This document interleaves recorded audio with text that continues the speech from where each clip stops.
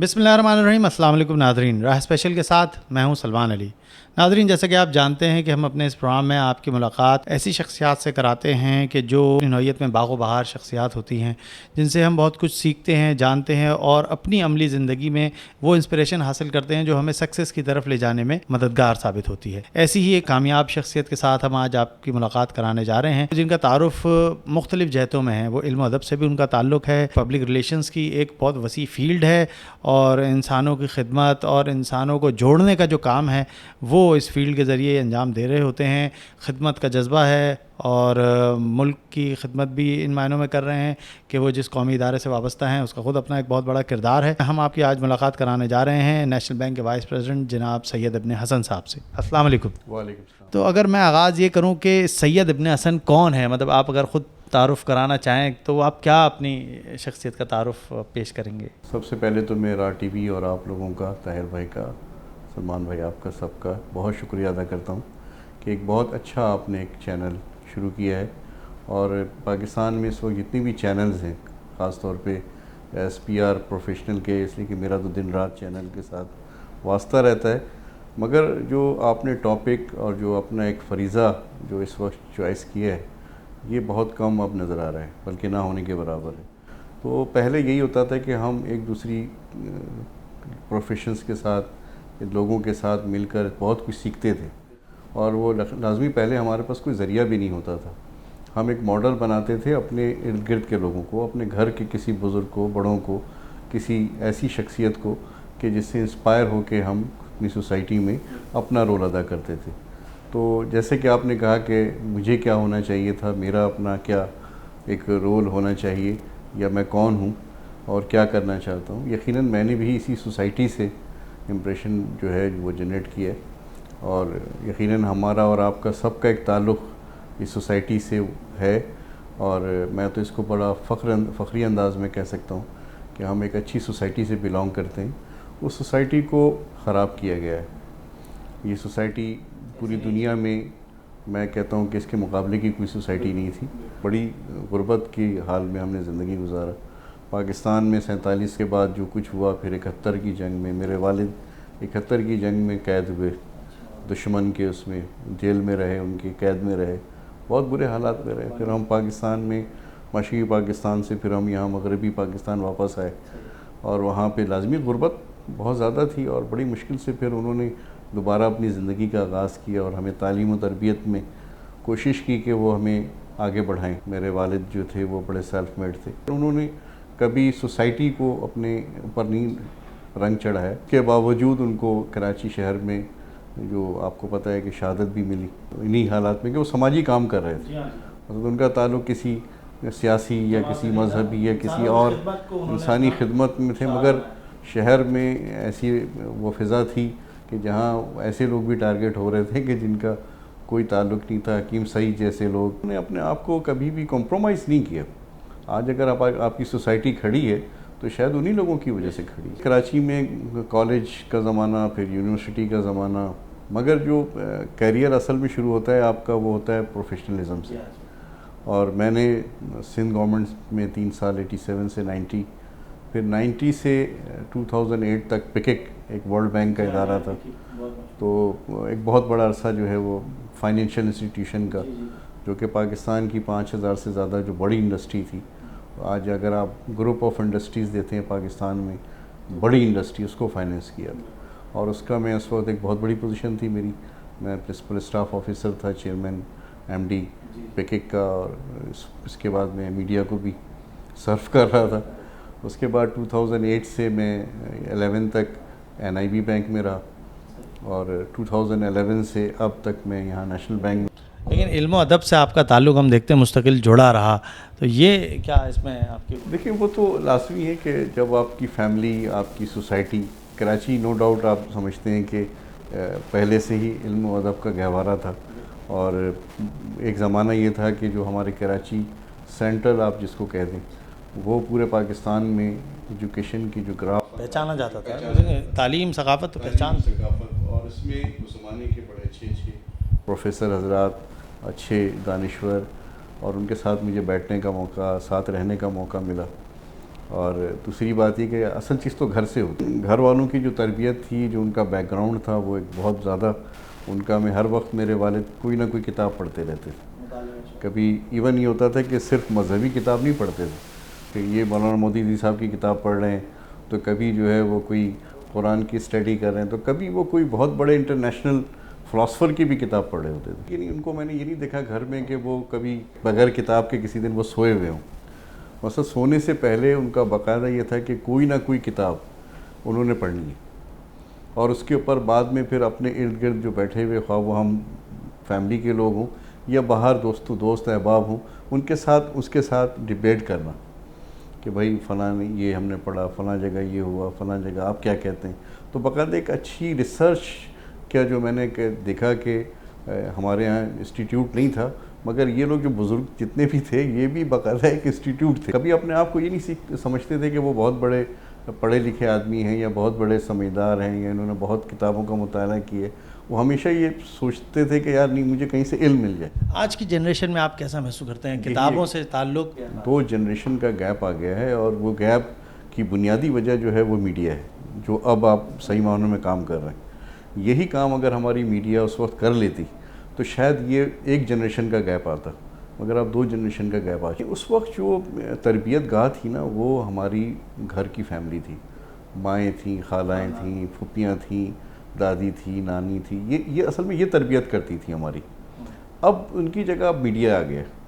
اب میڈیا میں وہ ڈرامے کر رہے ہیں, ان کی تربیت, وہ نیوز, وہ پروپیگنڈا, وہ جو بھی کلچرل آپ ایکٹیویٹی دیکھتے ہیں. میڈیا میں جو لوگ آ رہے ہیں ان کا اب کوئی باقاعدہ کرائیٹیریا نہیں, ٹھیک ہے نا. وہ کرائیٹیریا ہمیں پہلے ڈیسائیڈ کرنا چاہیے تھا کہ کس قسم کے لوگ جو ہیں وہ میڈیا میں آئیں گے. اب ایون یہ تھا کہ ہم نے جرنلزم کیا, آپ نے جرنلزم کیا, مگر اب آپ دیکھ لیں کہ کتنے میڈیا میں لوگ ہیں جنہوں نے جرنلزم کیا ہوا ہے. دوسری چیز ہے کہ ان کی تربیت نہیں ہے.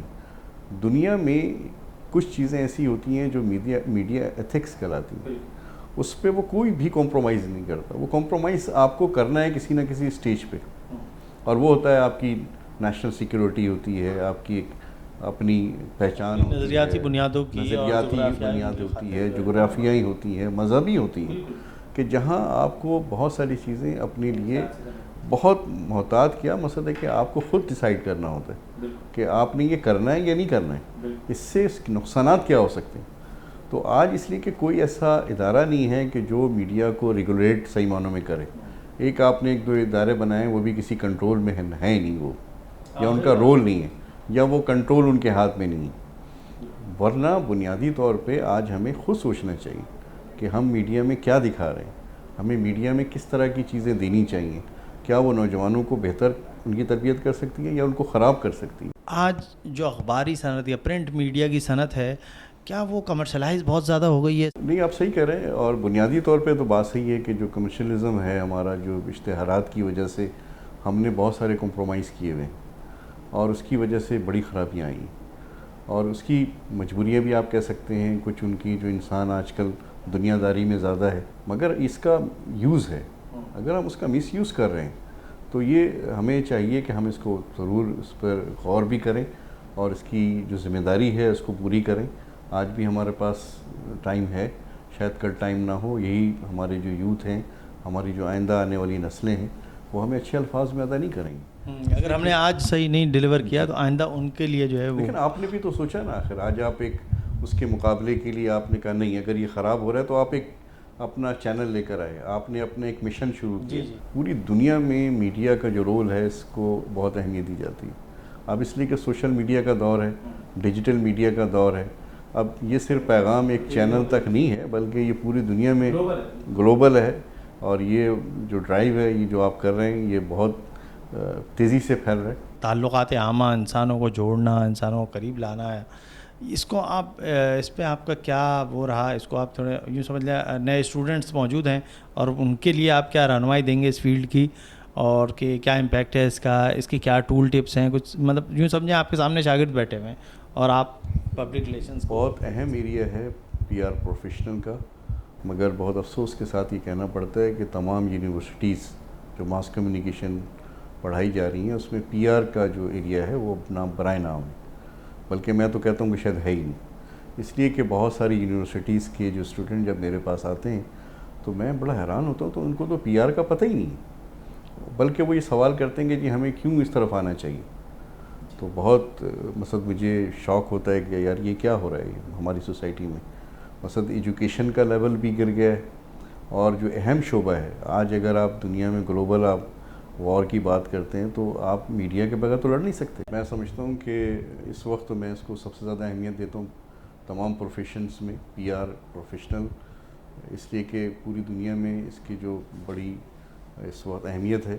بڑے بڑے ادارے، بڑی طاقتیں جو ہیں اس کو ایز اے ٹول یوز کرتی ہیں. تو آج بھی اگر آپ ریسرچ پہ جائیں تو پی آر پروفیشن جو ہے وہ کسی بھی پروفیشن سے کم آپ نہیں کہہ سکتے، بلکہ اس کی اہمیت بہت زیادہ ہے. مگر آج آپ نے بہت اچھی بات کی کہ جو ماس کمیونیکیشن کے اسٹوڈنٹ ہیں ان کو بنیادی طور پہ پی آر فنکشنز کا ہی نہیں پتہ، جی، اور نہ اس کو ان کے ٹولز کا پتہ ہے کہ یہ ٹولز ہیں کیا. یہ بہت اہم ٹولز ہیں. میں آپ کو میڈیا کی بات بتاؤں کہ میڈیا میں جو لوگ ہمارے دوست جاتے ہیں ان کا کام ہوتا ہے ایک رپورٹنگ کرنا. لے آئے وہ رپورٹر، وہ اپنے دے کے انہوں نے فائل کر دیا، اور اس کے بعد سب ایڈیٹر نے اس کو اپنے طریقے سے آگے سب ایڈیٹنگ کی، پھر وہ ایڈیٹر کے پاس گیا، ایڈیٹر نے اپنے طریقے سے کیپشن نکالا، ہیڈ لائنز بنی، سب ہیڈ لائنز بنی، اور وہ چیزیں آگے خوبصورت انداز میں چلی گئیں. جی. مگر ایس پی آر مین اس کو پریس ریلیز بھی بنانا ہے، رپورٹ بھی کرنا ہے، اس کو پھر لگوانا بھی ہے، جی ہاں، اور اس کو بہتر جگہ لگوانا ہے. اور وہ ادارے کی جو ایک سافٹ امیج ہے اس میں جو اس کا بنیادی رول ہے وہ ایک برج کا رول ہوتا ہے. آج پاکستان اگر دنیا میں آپ دیکھیں گے کہ انٹرنیشنل معاملات میں اگر تھوڑا بہت پیچھے رہ گیا تھا، اس کی بنیادی وجہ یہ تھی کہ جو ہمارے اس وقت کے حکمران تھے یا جو اس وقت جن کی ذمہ داری تھی، انہوں نے اس امیج بلڈنگ پہ اتنا کام نہیں کیا. اس کے مقابلے میں اگر دوسرے ممالک اگر دیکھیں تو انہوں نے بہت کام کیے. خارجہ امور کا آپ شعبہ لے لیں، آپ ہمارے سافٹ امیج اگر آپ دیکھیں تو اس میں ہم بہت پیچھے رہ گئے. ایسا نہیں تھا کہ ہمارے یہاں لوگ نہیں تھے، مگر وہ صحیح لوگ صحیح سیٹ پر لائے نہیں گئے، اس شعبے پہ توجہ نہیں تھی، اس کو ہم نے فوکس نہیں کیا. اور آج آپ دیکھ لیں کہ ایک ادارہ جو ہے پاکستان آرمی کا ISPR ہے، جی ہاں جی، وہ آپ کہہ سکتے ہیں کہ واقعی ایک پی آر کا ادارہ ہے. گانے ریلیز ہوتے ہیں باقاعدہ، پوری اس کے نیچے ذہن سازی اور مثبت امیج بڑھتا ہے. بہت زبردست کام ISPR اس وقت کر رہی ہے. مقصد میں کہوں کہ منسٹری لیول پہ کوئی آپ کے پاس ادارہ نہیں ہے کہ جو پاکستان کے سافٹ امیج کے لیے کام کرے. تو میں سمجھتا ہوں کہ ISPR نے نہ صرف اپڈیٹ کیا ہے، ماڈل کریٹ کیا ہے، ماڈل کریٹ کیا ہے.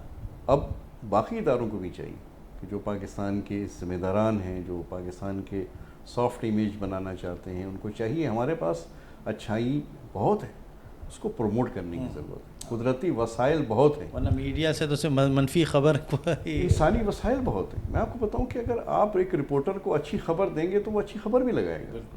بدقسمتی ہے کہ ہم ہر وقت نگیٹو چیزوں پہ جا رہے ہوتے ہیں. ہم جب رپورٹرز کو یا میڈیا کو نگیٹو چیز دیں گے وہ نگیٹو چلائے گا. آپ پازیٹیو دیں نا اپن کو، آپ بتائیں یہ گورنمنٹ کی ذمہ داری ہے، اداروں کی ذمہ داری ہے کہ وہ اپنے اندر ہونے والے تمام اچھے کام وہ میڈیا کے ساتھ شیئر کریں نا. ایک بہت بڑا گیپ ہے، اور یہ گیپ جو ہوتا ہے یہ پی آر پروفیشنل ہی ادا کرتا ہے، اس لیے کہ وہ برج کا رول پلے کر رہا ہوتا ہے. اب پبلک اور گورنمنٹ کے درمیان بھی اگر اس برج کو کوئی بنا سکتا ہے تو وہ پی آر پروفیشنل ہے. اور بہت بڑی چیزیں ہیں، اور یہ گیپ ہے ایک بہت بڑا کہ آج کا یوتھ اگر تعلیم حاصل کر کے بے روزگار ہے، بدقسمتی ہے. آج کا یوتھ جو ہے وہ ایک بڑی محنت کر کے کسی مقام کو حاصل کرتا ہے اور وہ اپنے ٹارگیٹ اچیو نہیں کر سکتا. ایک بڑی تعداد پاکستان سے باہر چلی جاتی ہے کہ جو کہتی ہے کہ نہیں یہاں تو میرا فیوچر ہی نہیں ہے. مایوسی کا شکار نوجوان، مایوسی کا شکار ہے، اس کو گائیڈ لائن. جبکہ حقیقت میں آپ کو بڑے ایک ایسے ریسرچ بیس پہ میں آپ سے بات کر رہا ہوں، کوئی ایسی کہ پاکستان میں اتنے وسائل ہیں کہ نہ صرف ہم اپنے لوگوں کو روزگار دے سکتے ہیں بلکہ باہر کے لوگ آ کے ہم سے روزگار لیں. مگر کیا ہے کہ جو گیپ ہے اس گیپ کو آپ نے پورا کرنا ہے. وہ گیپ ہمارے آپس کی کوارڈینیشن نہیں ہے، وہ گیپ ہمیں ایک دوسرے کی اویئرنیس نہیں ہے، وہ گیپ جو ہے وہ آج کی ایجوکیشن کا جو ماحول ہے اس کو اپ گریڈ ہم نہیں کر پائیں، اس کو ہم فیسیلیٹیٹ نہیں کر پائیں. میں بھی یونیورسٹی آف کراچی گیا تھا، وہاں پہ وائس چانسلر کے ساتھ بات ہو رہی تھی سب، تو وہ پریشان تھے کہ اس ادارے کو چلانا کیسے. اب ایک وائس چانسلر اگر یہ بات کہہ رہا ہے کہ جی مجھے اس ادارے کو چلانا مشکل ہو رہا ہے، یہ میں آپ کو حقیقت بتا رہا ہوں، آن ریکارڈ کی بات ہے، یہ کوئی آف دی ریکارڈ بات نہیں ہے. تو وہ کس مشکل سے اس ادارے کو چلا رہے ہیں اور ان کی مدد کون آپ جیسے لوگ کر رہے ہیں، دوسرے لوگ کر رہے ہیں، مگر جو گورنمنٹ تو ایک بجٹ بنا دیتی ہے اور اس کو بس اس بجٹ پہ چلانا ہوتا ہے۔ وہ انہوں نے یہ بتایا کہ ہمارے یہاں جو اسٹوڈنٹ ہیں ان کا جو ریسرچ لیول ہے وہ دنیا سے کہیں بہتر ہے۔ اگر ہم صرف اس ریسرچ کو لے کر آگے اس کی پروڈکٹ مارکیٹ کریں تو میں سمجھتا ہوں کہ پاکستان میں بے روزگاری نام کی چیز کبھی سننے کو نہیں ملے گی، اور یہ حقیقت ہے۔ میں نے ملیشیا کے ساتھ کام کیا، میں نے مختلف پروجیکٹس پہ کام کیا، وہ حیران ہوتے تھے جب وہ ہمارے ساتھ ملیشیا کا منسٹر یہاں پہ پاکستان میں ٹور پہ تھا، میں اس کے ساتھ ساتھ تھا، تو وہ حیران تھا کہ پاکستان کے پاس اتنا کچھ ہے کہ اگر اس کو ٹورزم پہ ہم لے کے جائیں تو پاکستان جو ہے وہ دنیا کو پیسے دے، نہ کہ دنیا کی طرف دیکھے۔ 99 میں جب پیکک میں تھا تو یہاں پہ پاکستان اور انڈیا میں کرکٹ میچ ہوا، تو اس وقت لاہور ایئرپورٹ پہ تمام بزنس مین جو انڈیا کے بزنس ٹائکون تھے وہ آ رہے تھے کرکٹ میچ دیکھنے۔ اس وقت جنرل مشرف صاحب کی حکومت تھی، شوکت عزیز صاحب فائنانس منسٹر تھے۔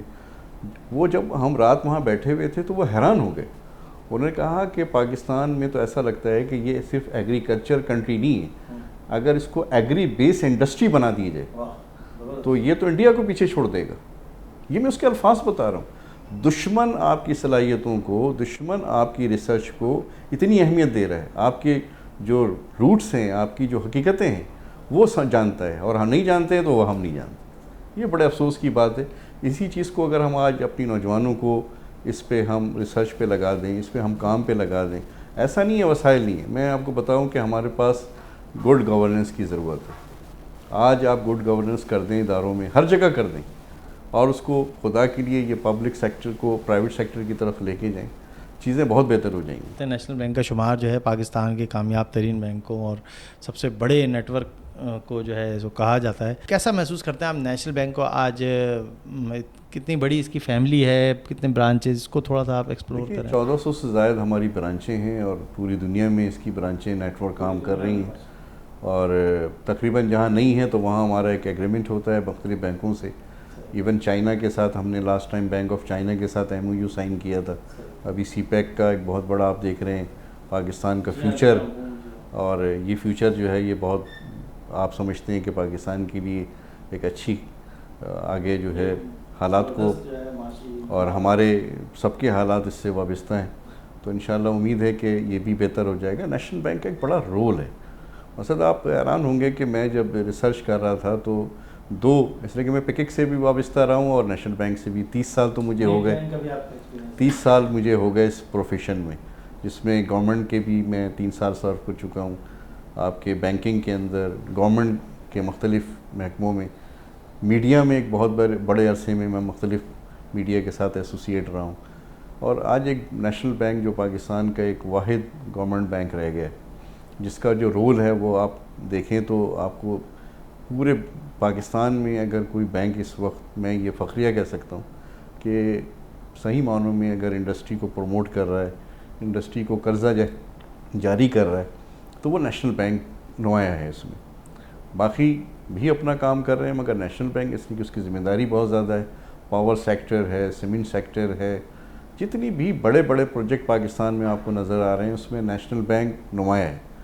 لاسٹلی میں نے جب نیلم جیلم وزٹ کیا تھا تو وہاں پہ ہم نے نیشنل بینک آف پاکستان نے 100 ارب روپے پرووائڈ کیے تھے اسلامک موڈ آف فائنینسنگ میں، جس میں 30 ارب روپے نیشنل بینک نے دیے تھے۔ آج الحمدللہ وہ پروجیکٹ مکمل ہو چکا ہے، اس سے بجلی پیدا ہو رہی ہے، اور پاکستان کے اندر ایک اس کے اثرات شروع ہو چکے ہیں۔ فیوچر میں لازمی ہے کہ بغیر بجلی کے، بغیر پاور، آپ انڈسٹری جو ہے وہ جس حال میں تھی اب وہ حال آپ کو بالکل چینج نظر آ رہا ہے، اور انشاءاللہ فیوچر میں بھی اس بہت تیزی سے حالات جو ہیں بہتری کی طرف جائیں گے۔ یہ بیچ میں آپ نے اسلامی بینکنگ کا بھی آپ نے، یہ اسلامی بینکنگ کے بارے میں تھوڑا بتائیں ذرا۔ لوگ پاکستان میں تو زیادہ دلچسپی لیتے ہیں، چاہتے ہیں کہ لوگ جو ہے کسی طرح اس سے نکلیں اور اسلامی بینک کی طرف رجوع کریں، یہ اس کا رسپانس کیسا رہا، کیا رہا؟ دیکھیں بہت شارٹ ٹائم میں اسلامک بینکنگ نے بہت گرو کیا ہے۔ میں سمجھتا ہوں کہ اتنی تو ایکسپیکٹیشن نہیں تھی کہ اسلامک بینکنگ اتنی جلدی گرو کرے گی، اور یقیناً نیشنل بینک نے اس پہ بہت کام کیا ہے۔ نیشنل بینک کا سلوگن بھی جو ہے وہ بڑا نمایاں ہے کہ اعتماد، جب تک آپ کا اعتماد نہیں ڈیولپ ہوگا بینکنگ کی جو ہے ٹرانزیکشن نہیں ہو سکتی۔ تو ہم نے بڑا اس کے اوپر تیزی سے ہم اس کا نیٹ ورک بڑھا رہے ہیں، بلکہ بہت ساری جو ہماری نیشنل بینک کی برانچ تھی اس کو ہم اسلامک میں کنورٹ کر رہے ہیں، بہت بڑی تعداد۔ اس کا کیا طریقہ کار ہوتا ہے، کیا چیزیں، وہ آپ کا بورڈ ہے کوئی اسلامی؟ دیکھیے اس کا اسٹیٹ بینک کا ایک بہت زبردست جو ہے وہ ایک سسٹم ہے، ایک اس کی مانیٹرنگ ہے، اس کی ریگولیٹرز جو ہوتے ہیں ان کے، اس میں ایک اسلامی شریعہ بورڈ کہلاتی ہے جس کے اندر مختلف اسکول آف تھاٹس کے مفتیز ہوتے ہیں جو کہ اپنا ایک رول پلے کرتے ہیں، وہ پروڈکٹ ہو خواہ وہ سروسز ہو وہ دیکھتے ہیں، ان کو باقاعدہ اس کو اپنے جو بھی اسٹیٹ بینک کا اور ان کا اپنا ایک طے شدہ ایک فارمولہ ہے، جو ریگولیشنز ہیں اس کے تحت وہ پروڈکٹ اناؤنس کرتے ہیں۔ اور الحمدللہ ہمارے یہاں کئی پروجیکٹس جو ہیں اس وقت کام ہو رہا ہے اس کے اوپر، جس میں ہم گاڑیوں کا لون ہم کر رہے ہیں، وہ اسلامک موڈ آف فائنینسنگ میں کر رہے ہیں، مختلف بڑے پروجیکٹس میں نیشنل بینک، جیسے کہ میں نے پاور یہ اسلامک موڈ آف فائنینسنگ میں ہم نے کیا ہے۔ جو ایک بینکوں کا ایک عمومی جو ایک وہ ہوتا ہے قرضوں کا، تو کچھ غیر فعال قرضے کی ایک شرح ہوتی ہے، آپ اس بارے میں نیشنل بینک کو کہاں دیکھتے ہیں، کتنا وہ؟ دیکھیے نیشنل بینک نے اس سلسلے میں بہت اچھا میکینزم کیا ہے۔ میں ایگریکلچر کے لون کی بات کروں، جب میں لاسٹ ٹائم اسلام آباد میں تھا، جرنلسٹ نے مجھ سے سوال کیا کہ جی آپ نے کیا کیا، اتنے لون جاری کر دیے ایگریکلچر میں، وہ کوئی 45 ارب روپے ہم نے ایک سال میں جاری کیے تھے۔ لیکن پاکستان تو زرعی ملک ہے، اس ضرورت بھی ہے، تو ان کا یہ خیال تھا کہ جی آپ نے تو سرکاری سفارش پہ اور اس پہ کیا ہوگا۔ جب میں نے ان کو بڑی ایک بریکنگ نیوز دی، میں نے کہا بھئی آپ حیران ہوں گے کہ اس میں ایک بھی جو ہے کوئی سفارش کا لون نہیں، اور یہ بھی آپ حیران ہوں گے کہ اس کا جو این پی ایل جس کو آپ نے ابھی تذکرہ کیا، نان پرفارمنگ لون، وہ ہمارے پاس اس وقت لیس دین 5% تھا، یعنی وہ بھی جو لیس دین 5% میں وہ اس وقت سیلاب کی کیفیت تھی، کہ جو اس کی وجہ سے بعد میں ہم نے انشورنس کلیم کیا پھر سارا۔ تو ہمارے پاس بہت شاندار ہے، ہمارے پاس ایڈوانس سیلری ہے، ہمارے پاس کیش اینڈ گولڈ ہے، یہ 100% سیکیور لون ہے، جو کہ ہم بہت زیادہ کوئی اور بینک اتنا فوکس نہیں کرتا جتنا ہم کرتے ہیں۔ خاص طور پہ آپ دیکھیں گورنمنٹ امپلائی کو جب بچوں کی شادیاں کرنی ہوتی ہیں، کسی گھر بنانا ہوتا ہے، تو وہ اپنے سیلری ایڈوانس سیلری لے لیتا ہے اور اس سے اپنی ضرورت پوری کر لیتا ہے۔ اسی طریقے سے بہت سارے گھر والے جو اپنے گولڈ رکھ کے وہ کیش لے لیتے ہیں تاکہ اپنی ضروریات پوری کر سکیں۔ تو یہ نیشنل بینک کی اسکیمز ہیں مختلف۔ پرائم منسٹر کی یوتھ لون اسکیم تھی، اس کا کچھ ذرا بتائیں، یوتھ نے کتنا اس سے استفادہ کیا؟ ہاں، اس میں یہ تھا کہ اس میں بھی زبردست جو ہمارا ایگری بیلٹ ہے وہاں کا جو یوتھ تھا اس نے بڑی تعداد میں ہم سے لون لیے، اور اس میں بہت سارے کیا تھے کہ ایک پروجیکٹ آتا تھا تو اس سے 10 سے 15 لوگ روزگار میں آتے تھے۔ جی، تو اسکیم اس طرح کی جتنی بھی ہیں یہ بڑی فگرز ہیں، کچھ اعداد و شمار کچھ اگر دیکھیں، تقریباً اس وقت بھی 5,000 سے 10,000 تک کی فگرز تھیں لوگوں نے جو لیے تھی اس میں، اور اس میں کافی ہمارے پاس سکسیس اسٹوری بھی تھی اس کے اندر، جس کو ہم نے ٹائم ٹو ٹائم اس کو ہائی لائٹ بھی کیا تھا۔ مگر یہ کیا ہے کہ یہ ایک مستقل بیس پہ کام ہے۔ حکومت جو ہے، کوئی بھی حکومت ہو، وہ سب کو روزگار نہیں دے سکتی، روزگار کے مواقع دے سکتی ہے۔ آج بھی جو گورنمنٹ کی کوشش ہے وہ یہی ہے کہ وہ گورنمنٹ مواقع پرووائڈ کرے، جتنا بڑھے گا، اور اس کو میں بالکل سپورٹ کرتا ہوں کہ گورنمنٹ کا کام ہی یہی ہے کہ گورنمنٹ روزگار کے مواقع پیدا کرے، اور بزنس تو ویسے بھی ہمارے دین میں سب سے اچھی اس کی برکت والی بات کی گئی ہے۔ تو ایک بندہ جب آتا ہے کاروبار شروع کرتا ہے تو اس سے 10 لوگ خود ہی آ جاتے ہیں، اس کا مطلب ہے کہ 4 کو تو وہ روزگار اس میں مل گیا، اور اس کے اندر پھر جو اس سے ادارے منسلک ہوتے ہیں۔ لازمی ویل موونگ مینس یہ ہوتا ہے کہ آپ کی اکنامی موو کر رہی ہے، تو اس کو تو چلتے رہنا چاہیے، اور اس طرح کی اسکیمیں بہت ساری ہیں جو کہ پاکستان میں۔ مگر میں ایک چیز بتاتا ہوں کہ جس چیز کو ہم کم فوکس کر رہے ہیں وہ ہے ہمارے پاکستان میں ہیومن ریسورسز کی ایکسپورٹ۔ اگر ہم اس کو پراپر ٹریننگ دیں، دیکھیں ہمارے یہاں ایک بہترین میکینک آپ کو ملے گا، ٹیکنیکل ہینڈلنگ پہ لوگ ملیں گے، ایجوکیشن پہ لوگ ملیں گے، ہیلتھ پہ ملیں گے لوگ، کام میڈیا کے لوگ ملیں گے۔ اگر ہم ان کو تھوڑا سا ٹرین کر کے ایکسپورٹ کر دیں تو میں تو سمجھتا ہوں کہ پاکستان اس ریجن میں کم از کم، میں نہیں سمجھتا ہوں کہ کسی سے دنیا میں کم ہوگا، بلکہ world bank I M F کا رول بھی پلے کر سکتا ہے۔ اس وقت ایسے تمام ایجوکیشن کے ادارے ہیں، شام میں 1 گھنٹے کی کلاس کر لیں، ان کو بلا کر ان کی ٹریننگ کر دیں، ان کو سرٹیفکیٹ دیں، اور دنیا میں آپ اس کو ایکسپورٹ کر دیں۔ دو فائدے. ایک تو اس کی گھر کی خوشحالی تو اپنی جگہ, آپ کا ریمیٹنس آئے گا, فارن ریمیٹنس, ٹھیک ہے, پلس وہ جو باہر جائے گا تو وہ جا کے ایک سافٹ امیج, آپ نے میری بات کہہ دی کہ بھائی پاکستان کا نام نمایاں ہوگا. کون ہے جی ایک اچھا ڈاکٹر ہے, کون ہے جی اچھا ایک پاکستان سے. اب سی ایس آر کی طرف آتے ہیں, وہ آپ کا شعبہ بھی اس کو ڈیل کرتا ہے. اسپورٹس میں ہم دیکھتے ہیں نیشنل بینک کا ایک بڑا زبردست رول ہے, ہاکی کے لیے خاصی خدمات ہیں, اور اس کے علاوہ بے شمار علمیت کی سرگرمیاں. کچھ تھوڑا آتا کیجیے کہ سی ایس آر کو آپ کیسے لیتے ہیں. دیکھیں, ہمیں نیشنل بینک کو یہ فخر حاصل ہے کہ پاکستان میں ایجوکیشن, ہیلتھ, اسپورٹس اور لٹریسی اور دیگر جو کلچرل ایونٹس ہیں اس کو سپورٹ کرتا ہے, اور پاکستان کے جو اچھے اسپورٹس مین پیدا کیے نیشنل بینک نے. آج بھی ایک بہت پروفیشنل, اور پاکستان کے جو ہمارے سی ایس آر کو ہیڈ کرتے ہیں وہ اقبال قاسم صاحب ایک اچھے کرکٹر ہیں. اس کے علاوہ جو مختلف اس کی سرپرستی جن لوگوں کے ہاتھ میں ہے جو اس وقت ہمارے یہاں کام کر رہے ہیں, ہمارے پریزیڈنٹ ہیں, ہمارے گروپ چیفز ہیں, ہمارے تمام جو سینئرز مینجمنٹ ہے, ان کا فوکس سی ایس آر پہ. اس کی وجہ یہ ہے کہ اگر یہ کارپوریٹ سیکٹر اپنی سوسائٹی کو اپلفٹ نہیں کریں گے, اس کی سپورٹ نہیں کریں گے, تو کون کرے گا. مجھے بڑی خوشی ہوئی کہ آپ صرف ایک میڈیا نہیں چلا رہے, بلکہ سی ایس آر کہ وہ یہ ہمارا اصل جو مقصد ہے نا انسانیت, وہ یہی ہے.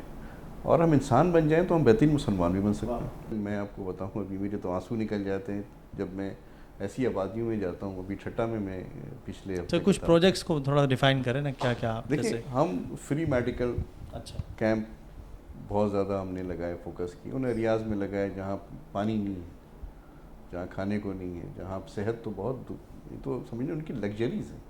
یہ پورے پاکستان میں, سندھ میں, یہ پورے پاکستان میں, اور خاص طور پہ وہ ایریاز جہاں پہ لوگ جانا پسند نہیں کرتے, یعنی وہ بلوچستان کے علاقے جہاں جان ہتھیلی پہ رکھ کے, انٹیریئر پہ جہاں پہ سہولت نہیں ہے, جہاں روڈ آپ کو اس قابل نہیں ہے کہ وہاں جا سکیں. بہت سارے ادارے جو ہیں وہ کام نہیں کر رہے ہیں, وہ صرف فنڈ کا ذاتی طور پہ کر رہے ہیں. تو اس کا ہم نے باقاعدہ ایک پوسٹ آڈٹ سسٹم خود انوالو ہوتے ہیں. جب بھی ہم کوئی سی ایس آر ایکٹیویٹی کرتے ہیں تو ہم خود انوالو ہو کر اس کی نگرانی کرتے ہیں تاکہ شفافیت بھی برقرار رہے اور حقدار تک اس کا حق بھی پہنچ جاتا ہے. اور ہمیں ایک خوشی بھی ہوتی ہے کہ نیشنل بینک جو کام کر رہا ہے وہ بہت بڑا کام ہے, اور وہ خود جب اندازہ ہو جاتا ہے کہ جب کسی کی تکلیف آپ دور کریں تو اس کی دل سے دعائیں نکلتی ہیں, اور وہ دعائیں تو آپ کو لے کے چل رہی ہوتی ہیں, وہی تو آپ کو آگے بڑھاتی ہیں. کلچرل ایکٹیویٹیز جو ہیں, یعنی کلچر جو ہماری ثقافت, جو بالکل کہنا چاہیے علم و ادب ثقافت اور ایک رچ ثقافت تھی, آج وہ کہیں گم ہوتی ہوئی نظر آتی ہے. تو ہم دیکھتے ہیں کوئی مشاعرہ ہو رہا ہے تو ایک ہمیں نیشنل بینک کا لوگو نظر آ رہا ہے اور سید ابن حسن صاحب بیٹھے نظر آ رہے ہیں. اس وقت ہم یوتھ تھے تو ایک چیز ہمارے اندر بھی بڑی بے چینی تھی کہ سوسائٹی طرف ایسی چیز نظر آ رہی ہے کہ لگتا ہے کہ اس کی اپنی تشخص جو ہے وہ ختم ہونے جا رہی ہے.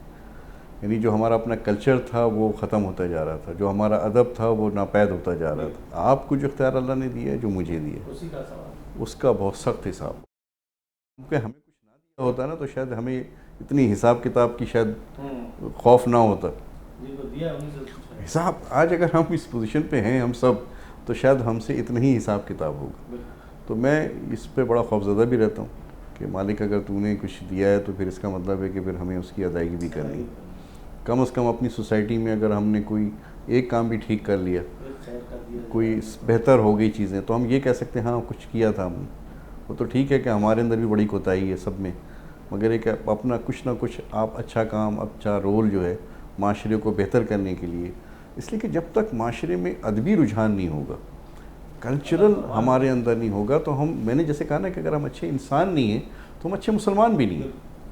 تو اصل چیز وہی ہے کہ ہمیں اپنا کلچر, اپنا ادب, اپنا تشخص اور جو ہماری تربیت تھی اس کو واپس لانا پڑے گا. اگر ہم اس کو نہیں لائیں گے تو نہ ہم کوئی سیاسی ایجنڈے کو آگے پروان چڑھا سکتے ہیں, نہ کسی مذہبی ہم اس کا دعویٰ کر سکتے ہیں. اس لیے کہ آج آپ دیکھیں کہ جو تربیت ہمیں دی جاتی تھی کہ جھوٹ نہیں بولنا ہے, آج ہم وہی زیادہ جھوٹ بول رہے ہیں. جس چیز سے منع کیا گیا تھا ہم نے اسی کو وہی زیادہ کام شروع کر دیے. لہٰذا اس کو ہمیں واپس لانا پڑے گا. جب تک ہم اپنی تشخص کو واپس نہیں لائیں گے، اپنے ادب کو، اپنے کلچر کو، یہ وہ چیز ہے جو ہمیں لسانیت سے دور بھگائے گی، ہمیں مختلف جو فرقوں میں بٹے ہوئے ہیں، ہمیں جو قبیلوں میں بٹے ہوئے ہیں، ہمیں اس سے نکالے گی وہ، ٹھیک ہے نا. ایک واحد ذریعہ ہے کہ ہم علم کو آگے بڑھا دیں. علم اور کلچر اور یہ جو ہمارا ادب ہے ان کو ختم کرتا ہے. یہ جہالت کو ختم کرنے کا یہی ذریعہ ہے، ورنہ آپ کا دشمن، آپ کی جو جہالت ہے یہ سب سے بڑا دشمن ہے. کوئی بھی آپ کو مس یوز کر سکتا ہے، اور کیا اس نے، وہ کیا گیا نا معاشرے کو تباہ و برباد کرنے کے لیے. مجھے اچھی طرح یاد ہے کہ میرے والد ایک دن وہ امی کو کہنے لگے برابر میں بچوں کے رونے کی، کیوں رو رہا ہے بچہ؟ تو واپس آئی، امی نے کہا وہ بچے کو دودھ نہیں ہے اس کے پاس. تو وہ کہنے لگے جی جاؤ بندوبست کرو، ساری چیزیں کرو، اور کچھ گھر میں جو چیزیں ہیں وہ دیکھ کر آؤ. یہ ہم نے اپنی آنکھوں سے دیکھی، یہ نہیں کہ سنی سنائی بات نہیں ہے. اور یہ صرف ہمارے گھر والوں نے نہیں کیا، یہ آپ کے گھر والوں نے بھی کیا. مجھے اچھی طرح پتہ ہے کہ جب ہم پریشان تھے تو ہمارے ساتھ بھی پڑوسی یہی کیا کرتے تھے. تو یہ نہیں تھا کہ صرف ہم ہی یہ کام کرتے تھے، ہم بڑے اچھے سوسائٹی کے اندر تھے. ہماری روایت تھی، ہمارا کلچر تھا، یہ ہمارا ایک سلیقہ تھا کہ ہم کسی کی مدد بھی کرتے تھے تو اس کو احساس نہیں ہوتا. جی برابر میں چیزیں جاتی تھیں. اور ایک ہم رشتہ داروں کو نہیں کہتے تھے، سمجھ نہیں، ہمارے رشتہ دار پڑوسی ہوتے تھے. ہم انہی کو، بڑوں کو چچا کہتے تھے، ہم انہی کو دادی کہتے تھے، نانی کہتے تھے. ہمیں پتہ ہی نہیں تھا کہ ہماری نانی دادی کوئی اور ہیں، ہم انہی کو سمجھتے تھے. تو وہ چیز ایک گیپ جو ہے آج کی جنریشن میں جو دوبارہ لانی پڑے گی. آپ کو اگر آپ میڈیا میں چینج نہیں لاتے تو پھر آپ کو یہ کلچر واپس لانا پڑے گا. ورنہ جو ٹولز آپ یوز کر رہے ہیں اس کے ذریعے بھی آپ اس معاشرے کی ادب کلچر کو واپس لا سکتے ہیں. آخر میں ایک اور مختصر سا، اب اگر آپ جو ہے کوئی ہماری یوتھ کے لیے کہ یہ کرنے کے کام کوئی 1 2 3 کر کے کوئی آپ کیا آپ ہیں بھائی آج کے یوتھ کے لیے 3 ہیڈنگ وائز کام ہے. دیکھیے نمبر 1 تو یہ جس پہ بھی بات ہوئی ہے وہ ڈیجیٹل میڈیا ہے. ہماری ہیومن ریسورسز ہے، اس کو ایکسپورٹ کرنے کے لیے ہم اپنی تیاری کریں. نمبر 3 یہ ہے کہ آج جو ہم ایجوکیشن لے رہے ہیں اس ایجوکیشن کو آپ ریسرچ کے ساتھ جوڑیں. یہ 3 بنیادی چیزوں کو اگر ہم آج اپنے یوتھ پہ، زیادہ میں اس لیے نہیں کہنا چاہتا ہوں، کام تو بہت کرنے کے ہیں، مگر اتنا بوجھ ڈالا جائے ان کو جتنا وہ کر سکیں. تو اگر یہ 3 کام بھی انہوں نے کر لیے تو میں سمجھتا ہوں کہ پاکستان کی تقدیر وہ بدلیں گے، انشاءاللہ ضرور بدلیں گے. اور ان نوجوانوں کے ساتھ مجھے تو ایک بات بڑی اچھی لگتی ہے کہ یہ سچے لوگ ہیں، یہ کمپرومائز نہیں کرتے، خواہ وہ آپ کے اپنے خون کے بلڈ، اور کبھی بھی اختلاف برائے اختلاف نہیں کرتے، بلکہ وہ علم کے ساتھ. بہت شکریہ ابن حسن صاحب. ناظرین آپ نے گفتگو سنی، یقیناً اس میں آپ کے لیے ہمارے لیے بہت سارے ایسے کرنے کے کام تھے اور بہت ساری ایسی انسپریشن تھی کہ جو ہمیں اپنی زندگی میں نہ صرف یہ کہ ترقی کی راہوں کو پانے بلکہ روز آخرت بھی اللہ تعالیٰ کے حضور بھی ہم ایک سرخروئی کا درجہ پا سکیں، ایسے کام بھی اس گفتگو میں پوشیدہ تھے. ہم امید کرتے ہیں کہ ان تمام گفتگو سے جو کچھ بھی خیر ہے وہ ہمارے لیے قابل عمل بنے، اور جو کچھ شر ہو وہ ہم اللہ تعالیٰ میں اسے محفوظ رکھے. اس دعا کے ساتھ کہ انشاءاللہ اگلے پروگرام میں ہم دوبارہ آپ کی ملاقات کسی اور ایسی شخصیت سے کرائیں گے جن کی زندگی میں ہمارے لیے اور بہت سارے کرنے کے کام ہوں گے. تب تک کے لیے اجازت دیجیے. اللہ حافظ.